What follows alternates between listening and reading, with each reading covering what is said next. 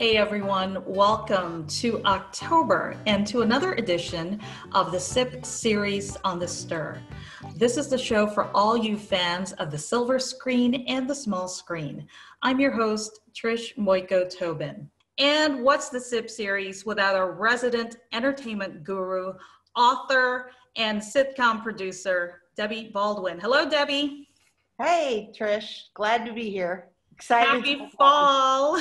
Yeah, happy fall. It's a crisp day. It's my favorite. It sure is. It sure is. So this week we are highlighting television shows, some television shows that should be on your binge list, but maybe may have flown under the radar when they were actually on the air, but are really worthwhile. And Deb, pandemic or not, time is really a premium.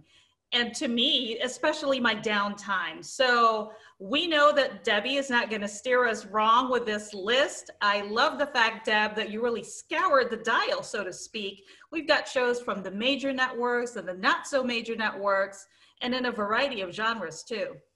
Yes, and I was trying to do that. I have a natural leaning towards certain genres, so I was trying to appeal to a mass audience of our, viewers, but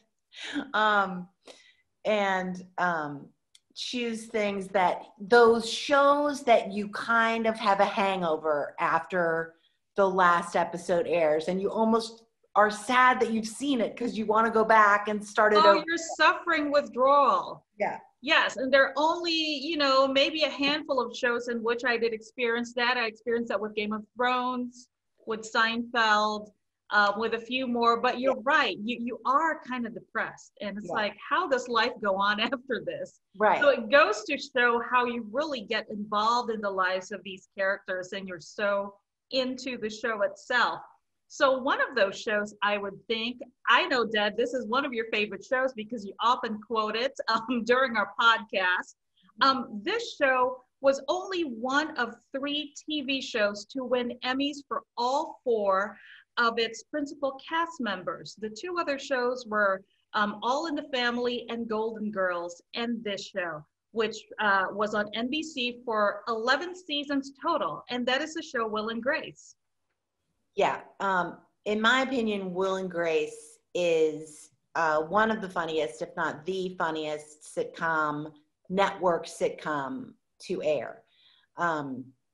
There's certainly a lot of rivals for that title. But Will and Grace it started in 1998 on NBC, and it's 11 seasons, but primarily it's 9 seasons. The reboot, in my opinion, really undermined the sort of perfection of that bubble of a show that they had created. And they, brought it back. They needed something to fill a slot, and they got the cast all back together, and now they're all in their, early 50s or late 40s if they, by the show standards. And, Grace gets pregnant.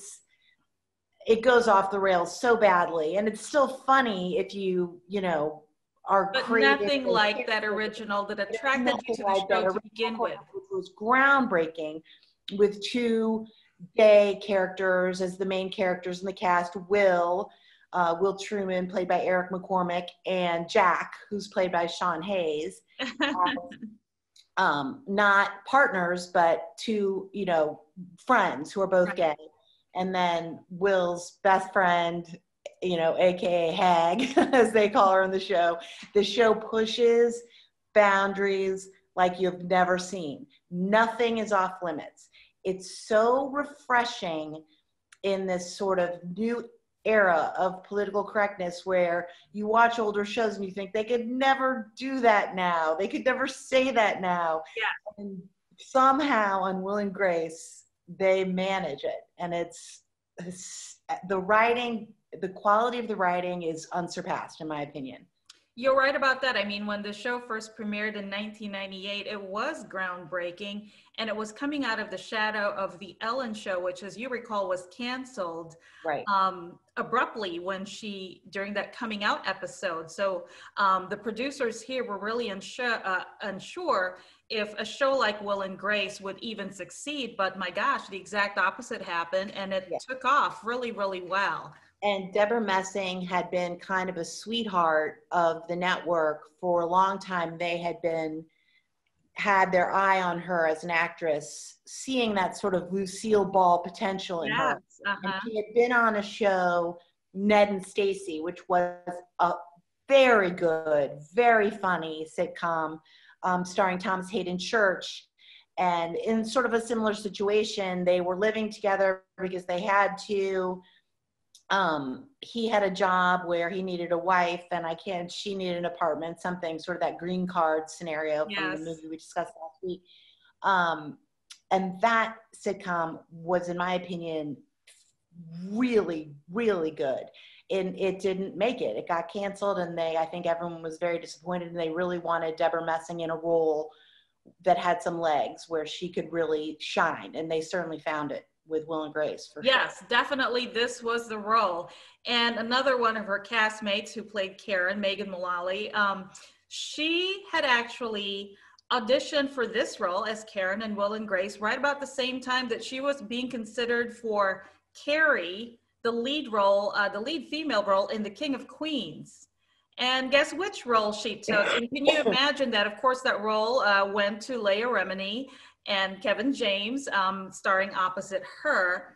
But yeah, she was offered both roles, and she took the role of Karen, which I thought was interesting because it was kind of a supporting role to the Grace versus, the lead role for King of Queens, but worked out. And it's actually funny because there is a scene in Will and Grace where Karen, the Megan Mullally character, and Jack are mourning the fact that their shows have all ended. Sex and the City, Frasier, Friends. It's that one year when they all stopped at the same time, and they're flipping through the channels. They're going to find a new show. That's their whole goal of the show. And literally, all they do is they sit on the couch and go, fat guy, skinny wife, fat guy, skinny wife, fat guy, skinny wife. And it's King of Queens is one of those shows. That is too funny. Oh my goodness. Okay, so we're going to move on to the next show on our list. This also was on NBC actually for, the first run from 2001 until about 2008. And then it was picked up by ABC. And this is the show Scrubs. And it's centered around a narrator, JD, who was played by Zach Braff. Yes. And Scrubs is another just hilarious. I mean, that's really the core thing of a sitcom, and you have to be able to really laugh out loud. And the way I think that is accomplished is by connecting to the characters.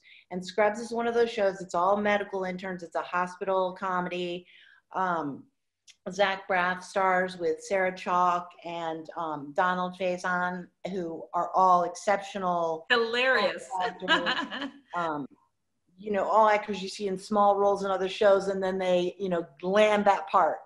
And it's, again, JD narrates the beginning and end, and each episode is like a diary entry of, that he's making about what's happening in that episode.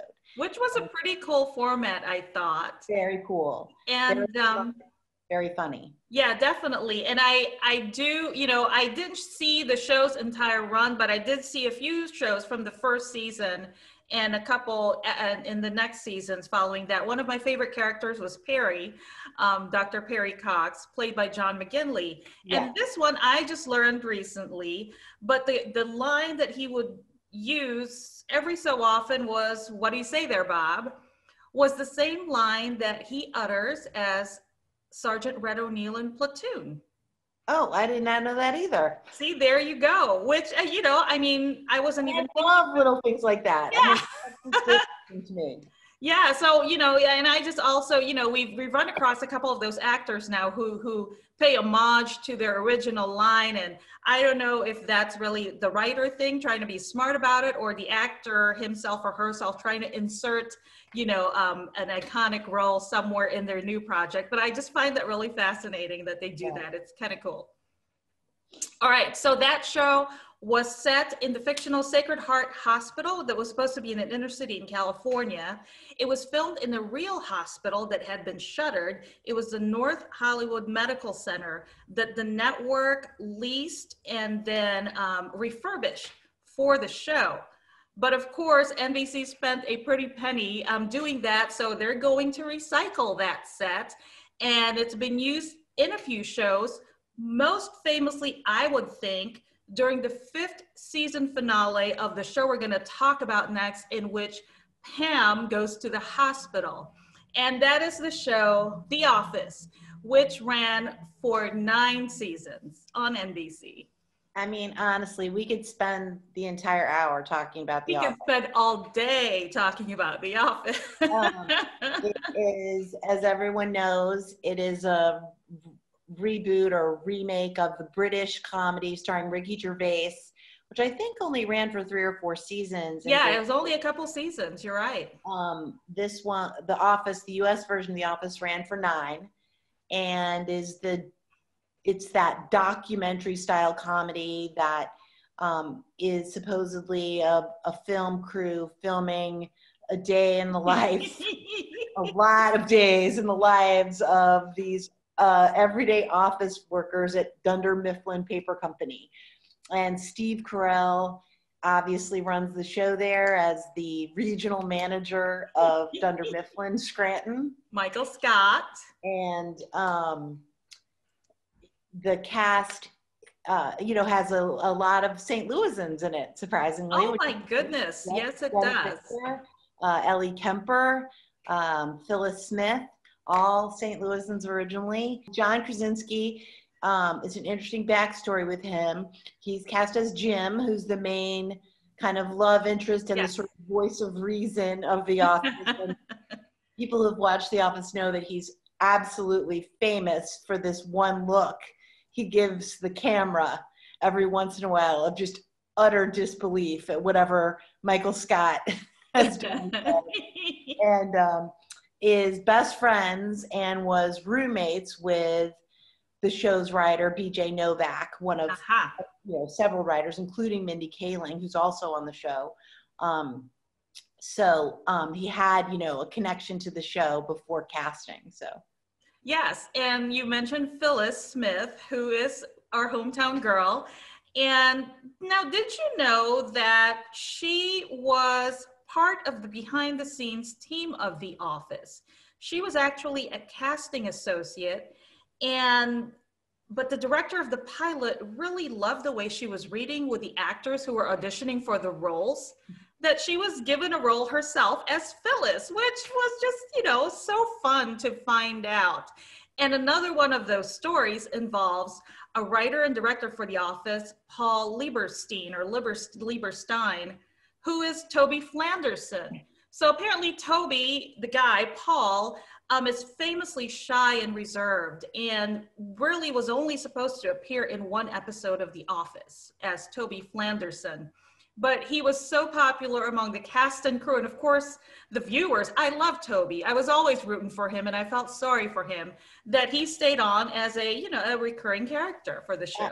And honestly, that the scenes, Michael Scott inexplicably hates Toby. He's the corporate HR rep. Yeah. So, Michael, for whatever reason, feels like he's the enemy. He's not part of the family. See, that's, again, as I mentioned before, this concept of the smart writing blended with these characters that you can really connect to. And Michael Scott, if you start watching the show, really committing to the entire thing, you see this psychology within Michael Scott of how he doesn't really have a family. And The Office is his family. And so every stupid, immature thing he does or idiotic thing is balanced by this very vulnerable, loving, generous, attempt to be a good person. So every time, half the episodes you shout out the TV and go, I want to kill him. And the other half of the episodes you want to just say like, oh, I want to hug him. I almost didn't bite with that pilot episode because Michael Scott was such a jerk and he was so unlikable. And apparently half of America agreed with me, Deb, because the pilot was really based on the British series. And so to combat the mixed reaction it got from the American test audience, the writers actually had to scramble to make Michael Scott a little bit more likable, the show a bit more positive than the British series. And, some behind the scenes stuff that they had to do, they made the set of The Office brighter versus the dimly lit British counterpart. So yeah, I just found that interesting that the American audience wanted a little bit more something, a little bit more uplifting, if you can call it that. But yeah, you grew to love Michael Scott. and honestly, I mean, you think like they considered, Paul Giamatti for this role. They Martin sure did. Yeah. And it is one of the few roles, and we've said this before, like I can say, oh, I can sort of picture, somebody else in that part. But I think, honestly, the show would not be what it is without Steve Carell playing that role. He just absolutely owned Michael Scott. Oh, most definitely. Even Rainn Wilson auditioned for Michael Scott. Rainn Wilson, of course, is Dwight Schrute, and talk about owning the role. I mean, he was Dwight Schrute, and there was no way that was going to work. I don't even want to think about it. No. And then, of course, the other two leads, Jim and Pam. Deb, you'd find this interesting, but in terms of who auditioned, Adam Scott, who played Will Ferrell's brother Derek in Step Brothers, auditioned for the role of Jim, and Kathryn Hahn, who played Derek's wife in the movie Step Brothers, auditioned for Pam. So that was just a little interesting tidbit there in terms of who else auditioned for some of these roles. I can't visualize the show with name actors in those roles. Like, I think part of the show's recipe for success was that the cast was largely unknowns. Yes. And you got to know them without any sort of preconceived notions of characters that they'd played in the past, because most of them you hadn't seen before. Right. Correct. And, a lot of those office mates used their real names, like Phyllis and Angela and Creed. So yeah. And then one more thing about The Office, probably the most fun fact I've found is that, how Jim had a fondness for pulling pranks on Dwight, and somebody out there actually took it upon themselves to add up the tab. Had you added up that tab, it would have taken between $8,000 to $10,000 for Jim to carry out all those pranks on Dwight Schrute. So just in case you wanted to know that. It's like one of those things, like, the struggling pizza guy who lives in the $2 million apartment in New York or whatever. It's TV. But I'm glad you brought up Creed. And this is just a cute little aside, but that guy who plays Creed was actually in a rock band. He was in, I think, the Grassroots. He's a sort of a legendary musician from back in the day. So these little obscure references in Creed, and I think is honestly the funniest character in the whole show. He just has these little, maybe 2 or 3 lines an episode, but they're always just so out there. And you think, like, who is this guy? Using the women's restroom. I mean, seriously, Creed. And I think the BJ Novak character, Ryan, at one point, Creed asks him to set up a blog for him. And he ends up just opening a Word document because he's too afraid of what Creed is going to put out there in the world.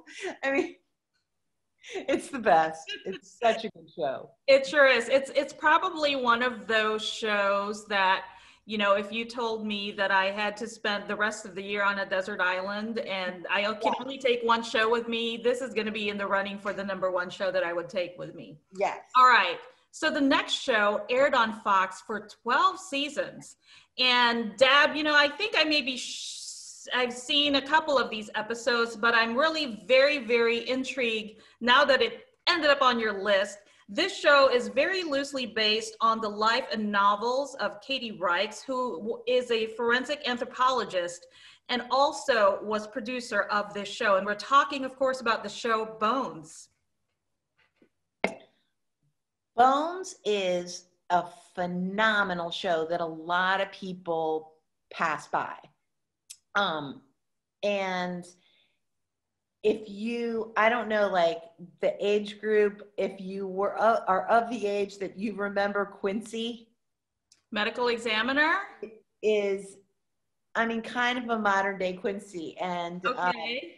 Emily Deschanel, who is the sister of New Girl star Zooey Deschanel, and also movie star, plays Temperance Brennan, who is to the point of maybe being a savant, a brilliant forensic anthropologist, and she just deals with bones as opposed to bodies, hence the name of the show. Yes. And solves crimes based on the skeletal remains.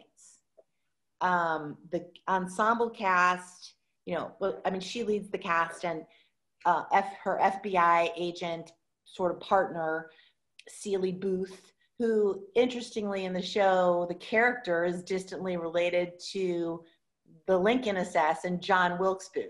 Ah, okay. He sort of lived down that scourge in his family. It's, just a little nugget. Yeah.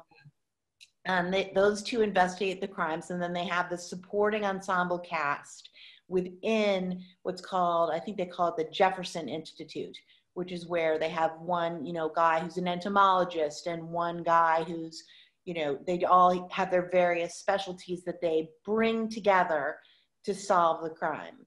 And it's just a great, smart procedural show. So to me, it's been, I saw that it's being described as a comedy drama. Would you agree with that? I thought it was mainly a comedy.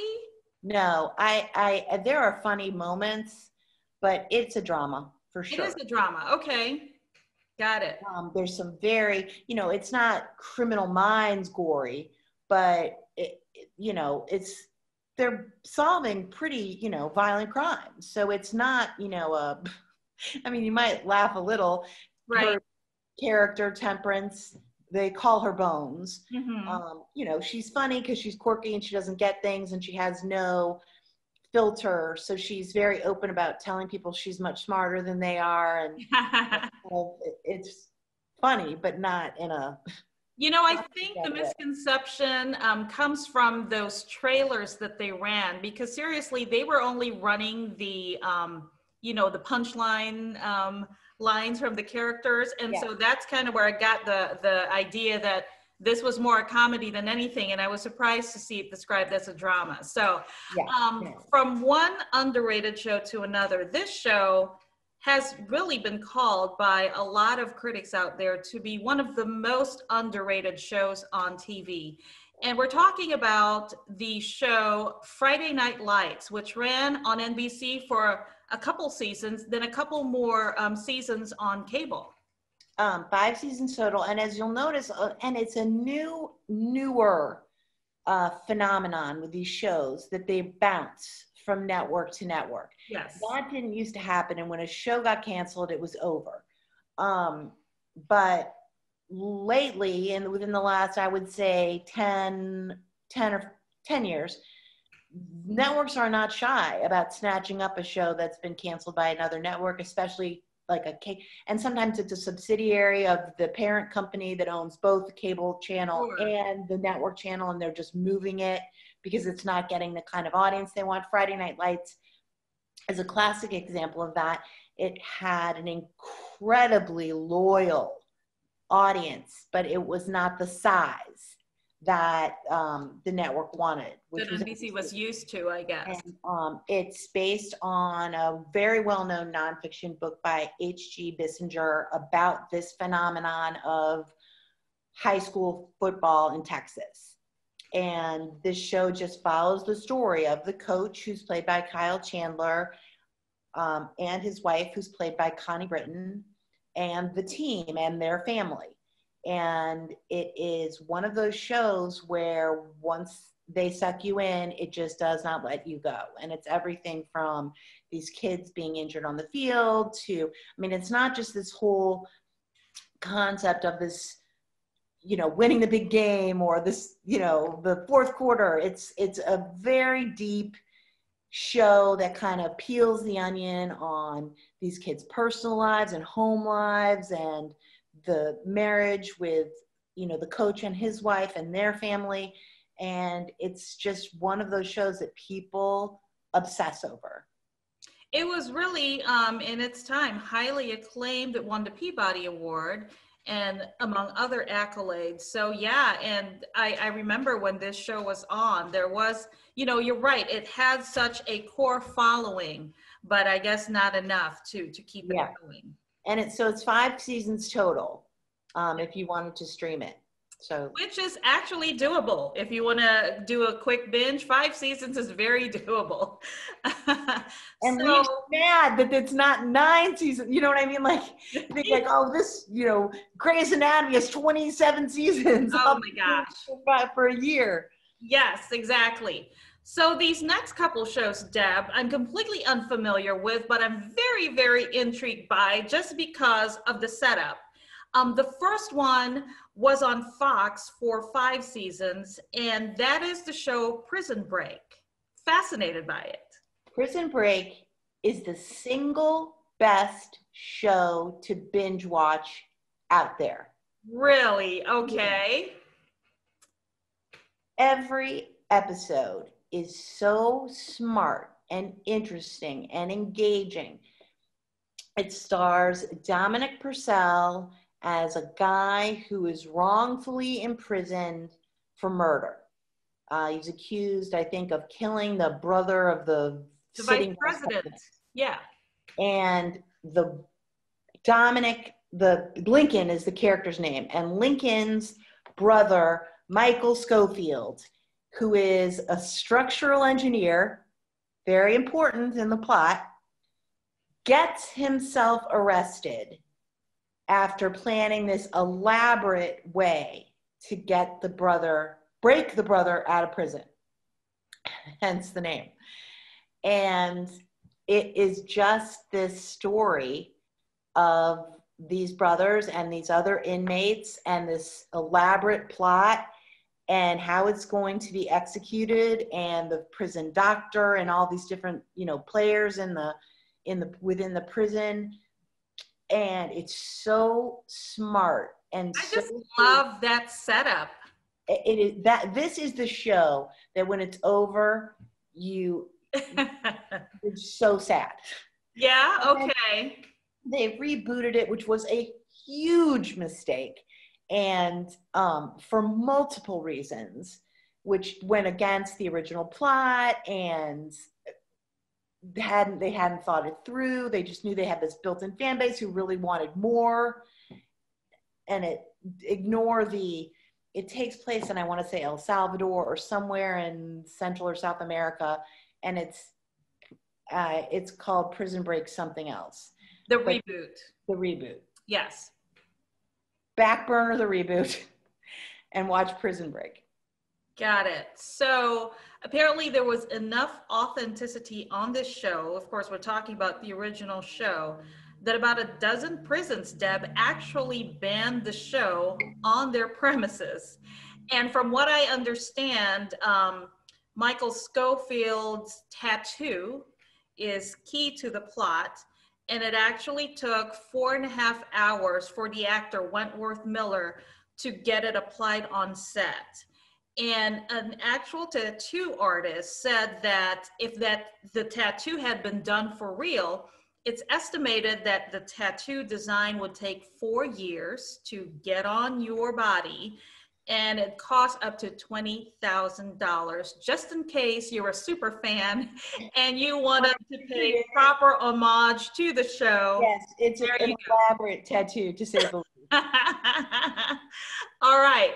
So the next show was on the USA Network for 6 seasons. Deb, I'm very, very interested about this show because the approval rating on Rotten Tomatoes among its viewers is at or near 100%. And that is the show White Collar. And there is no place to find fault with this show. It is in that typical USA fashion. If you like this specific kind of show, which is a serious topic with a lightness to it that's not going to keep you up at night, if you know what I mean. Sure. USA has a long list of shows like that. This is the best of the bunch. White Collar, which stars Matt Bomer, who, I mean, if you don't know who Matt Bomer is, Google him. He is one of the best looking actors. Oh, okay. Well, working today. What am I waiting for?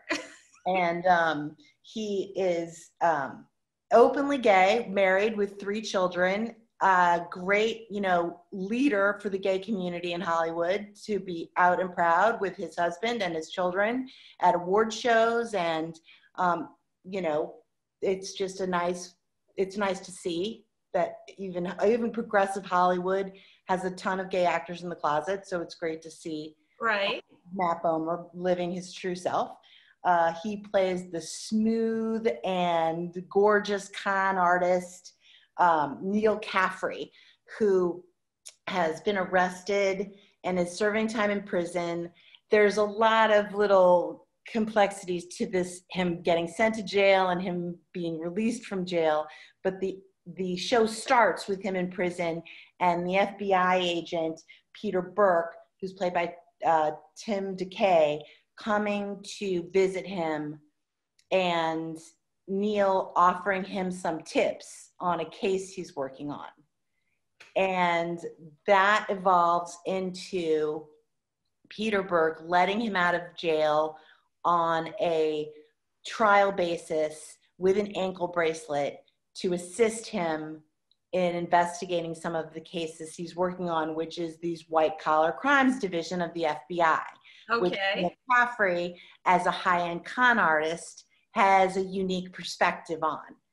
And, Neil, so he gets out of prison, and of course, being the smooth talking, guy that you're just cheering for the whole time, runs across Diane Carroll, who plays a character named June in the opening episode, and has the coolest mansion. I don't know what they used in New York to film this. Not the Frick, but certainly some classic New York mansion. And plays a lonely widow who takes Neil in. So within 2 hours of being released from prison without violating any of his restrictions, is living in this mansion with all the dead husbands, Armani wardrobe, and it's great. And these little crimes that he helps to solve with this genius look from the side of the criminal is smart and interesting. I mean, if I had one complaint about this show, it's that the Peter Burke character is married to a woman named Elizabeth, who's played by Tiffany Thiessen from 90210 fame. Yes. And that relationship is a little thin, in my opinion. There's never any... Just kind of extra that you don't need. FBI agent who's gone all the time. He doesn't show up. He misses anniversaries. And she's always kind of the loyal, steadfast wife with dinner on the table. And it's a little, Got it. Well, so I understand. A minor gripe. This show is kind of sort of based on Frank Abagnale, who was once a counterfeit artist who ended up working with the FBI. And if that sounds familiar to some of you, that's because Frank Abagnale was portrayed by Leonardo DiCaprio in Catch Me If You Can.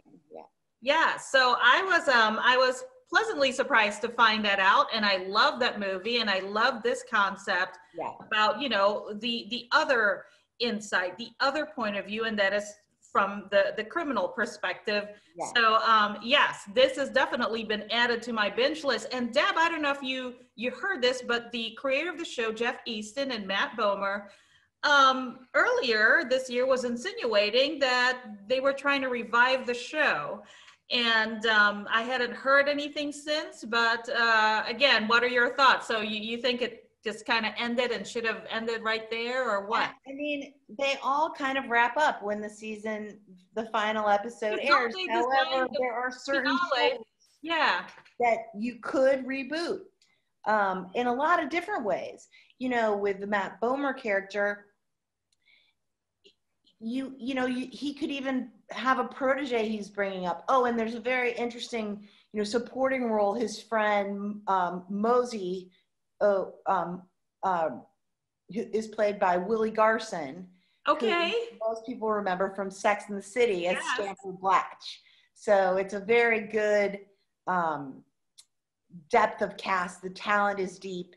And if there could be a lot of ways I can imagine bringing that show back. So yeah, I miss it.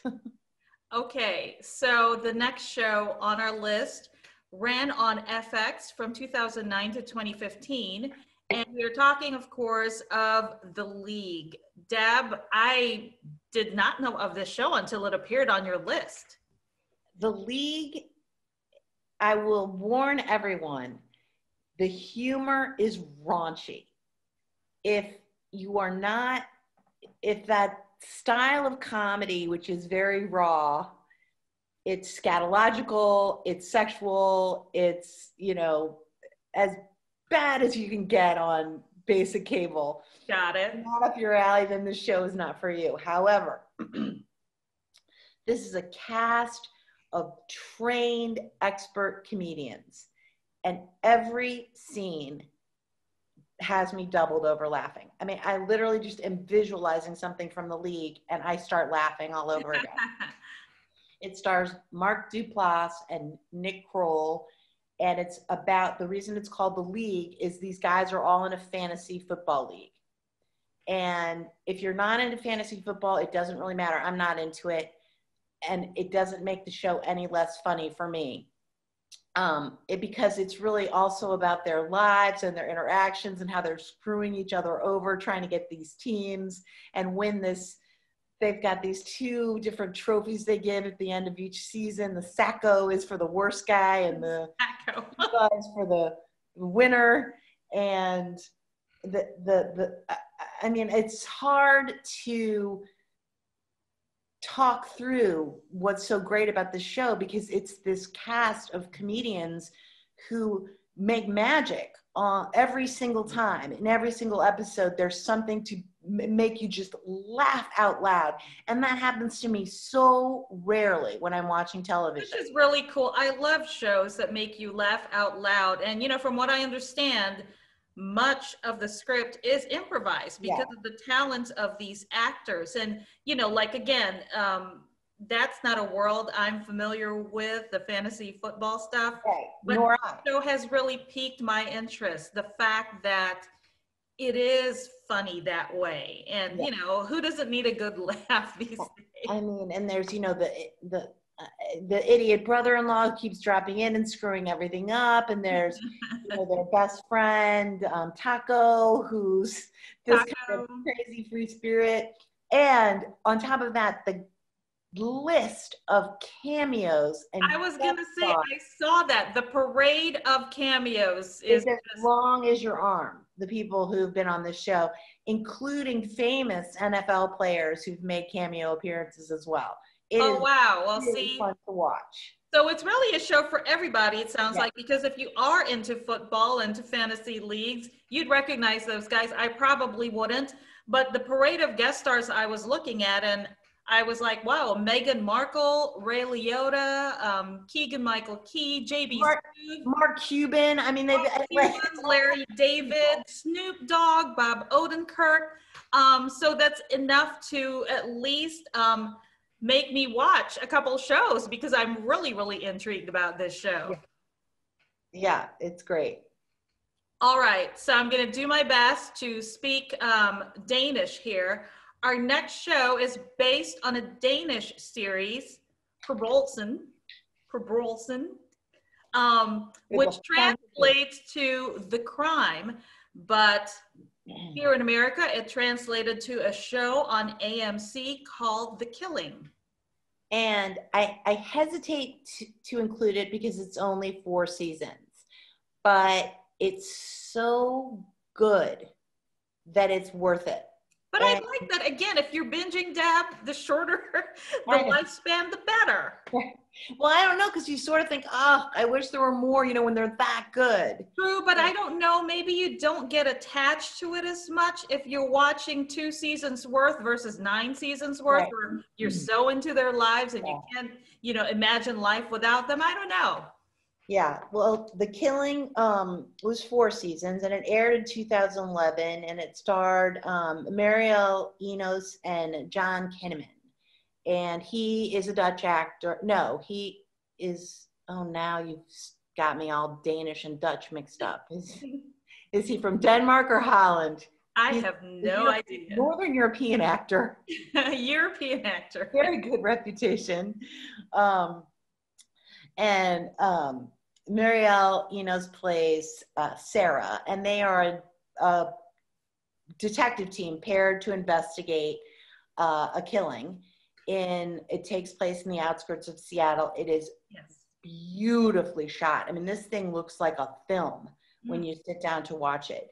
It's just this very intelligent, very thoughtful, and the first season is only the first 2 weeks of the investigation. So it's a very different format from what you're used to. But it is gripping. And it's definitely worth the binge. And it would be a quick binge because it's right. I think there's only 15 seasons, 15 episodes in a season. But it's fantastic. Great crime procedural. As you're talking about it, it's kind of reminding me of the HBO show True Detective. Yes, a little. The format is similar. But I love those kinds of shows. So much better. I mean, it's just a different vibe, if that makes sense. Got it. Well, this was popular during its run, definitely. When it premiered, it was the second most watched pilot on AMC, second only to The Walking Dead. So, imagine the throngs of fans who love The Walking Dead, and this is second to that. So that's really not bad at all. So, so yes, definitely on my list now. And so we go on to our next show, which aired on Showtime actually for 8th season, with a finale showing earlier this year. And that is, of course, the show Homeland. And, Homeland is probably the one that most people already know about. It was a phenomenon on Showtime. And I tried to kind of skip over most of them, but it's also one that has kind of faded. And so people have maybe forgotten about it. And Homeland premiered in 2011 and stars Claire Danes as a bipolar CIA agent. And she's investigating a Marines. I think he's a Marine sniper. Damian Lewis plays the character Nicholas Brody, who's a captured sniper, captured by the Taliban and released. And she is trying to determine if he's been turned in a sort of Manchurian Candidate way. And the show sort of starts at that point.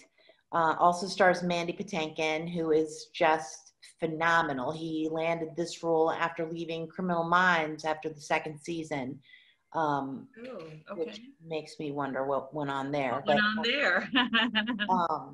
But yeah, Homeland is incredible acting. This mental health issue that Claire Danes has plays heavily into the storyline, and it's just a gripping look at national security on top of everything else.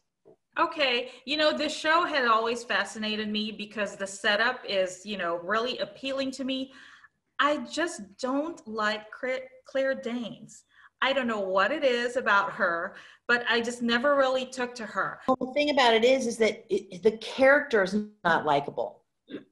So it's easy to kind of climb into the life of the show because you don't have to like the Claire Danes character. It's not about liking her. You know what I mean? You connect with her in a weird way, but she's it's the nature of her job to be distant. So it works really well for the character, her maybe less than likable persona, or, just presence on camera. Yeah, I mean, I kind of regret not hitching onto it just because it's been so successful. It's had such a long run. And I understand, President Obama has said this is one of his favorite shows ever. Yeah. And he is a fan of the genre. In fact, he also expressed his love for a show with a similar setup, which is a show 24. So he really, during those years, a lot of these shows were popping up here and there. And I just remember Homeland and 24 were always going neck and neck. Yeah. And I mean, 24, I might actually even have a leaning towards 24 just because, Jack Bauer. Well, Jack Bauer, of course. Jack Bauer. So another bingeable one if you haven't watched 24. I have. Yeah, and that was another one. There definitely were Jack Bauer withdrawal symptoms after that show ended. All right. Well, you might find this interesting. We're going to talk about Jack Bauer just a little bit more with our upcoming show, which is The Blacklist on NBC. It is going for 8 seasons now. It premiered in 2013. Deb, the 8th season is going to launch next month, from what I hear. Very exciting. Yeah. The second, I have a little bit of a blasé attitude about television these days because you can always catch it if you miss it. There's not that feeling of, 20 years ago when you'd be like, oh, the show premieres tonight. You can't miss it. There's commercials and you run to the bathroom and get the popcorn during the commercial. Yes. Situation, and it kind of dims the excitement a little bit. But The Blacklist was one of those shows that I was in front of my TV on, at 9 p.m. for the premiere episode. I was really intrigued by the premise and the way they promoted the show, and it did not disappoint. What a setup that was, my gosh. Great setup. James Spader plays the character Red, and he is a former naval intelligence officer. We forget that a lot. And then he falls off the map for 20 years and reappears as one of the FBI's most wanted. 10 most wanted. 10 most wanted.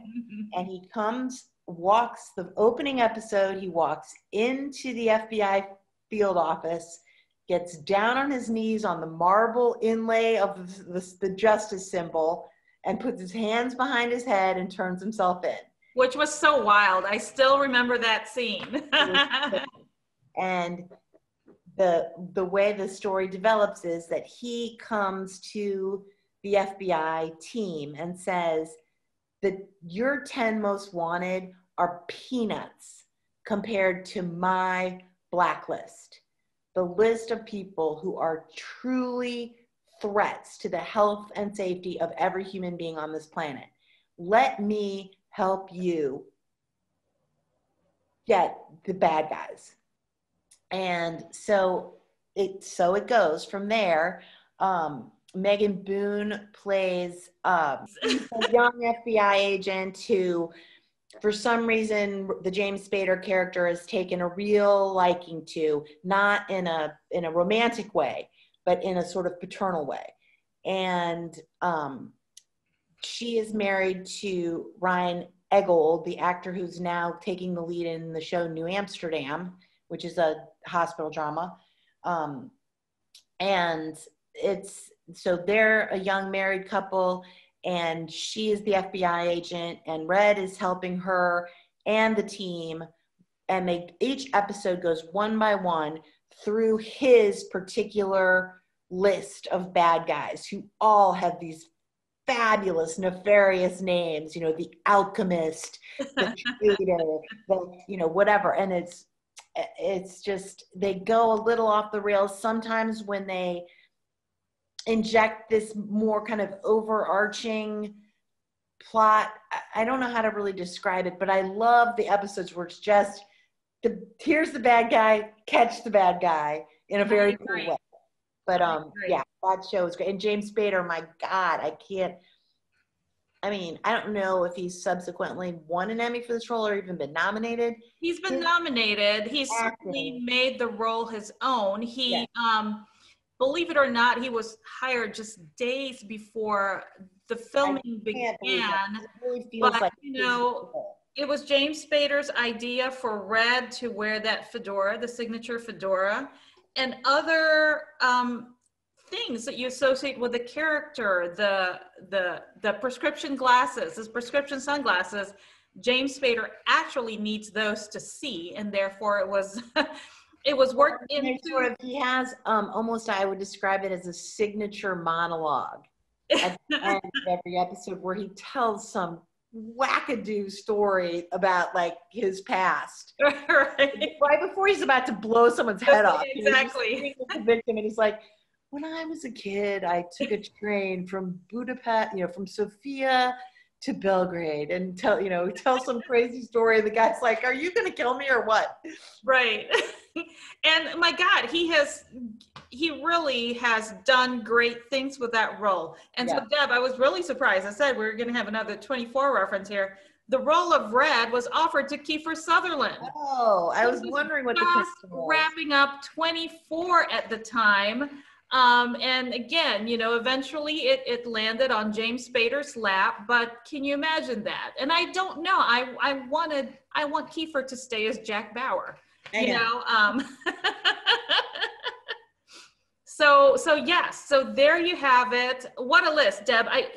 Seriously, we were talking about how much it would have cost Jim Halpert to play all those pranks on Dwight. Yeah. Well, that was list number 21.